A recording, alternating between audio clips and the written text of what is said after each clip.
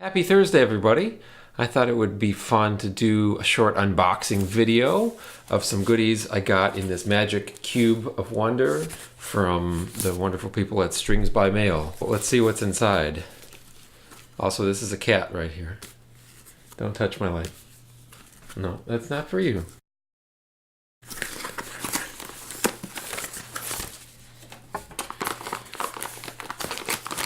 So first of all, we've got a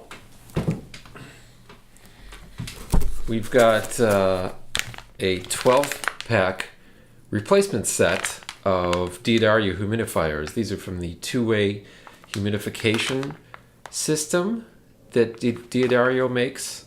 I think they're actually made by Boveda, and these are very, very useful, especially in the frigid tundra of Minnesota, where the dryness during the winter can be really disastrous for your solid wood acoustic guitars. And so these, and I've used them for the past couple years, they do a really good job of keeping the humidity inside the case very stable at about 45 to 55% humidity.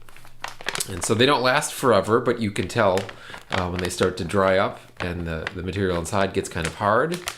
Normally they're a gel kind of consistency, but when they get kind of hard and crystalline feeling, it's time to replace them. Now, I've read online that, although it's not recommended by the manufacturer, that you can rejuvenate these after they've dried up. And I've tried that by putting them in an enclosed Tupperware container along with a sponge or another source of moisture for a few days, and they have reabsorbed some moisture, but I've had issues with them leaking through the paper wrapper. So I haven't done that successfully. If anybody out there on YouTube land has some tricks or tips for reusing the two-way humidification packs, that would be very cool. Post them in the comments below. So 12-pack should last me at least the first 2.5 weeks of winter in Minnesota. Hopefully longer than that. What else do we have here?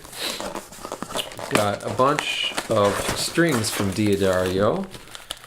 We've got the half sets of hard tension pro arte, composite core. I like these. They've seemed to me to last a little bit longer, and the brightness lasts a little bit longer, especially if you're playing in humid conditions or you sweat a lot on stage. I've got the flamenco tension basses, which I like on a couple other guitars that I use. They're kind of a medium, regular tension set, although a little bit brighter and snappier from what I can tell.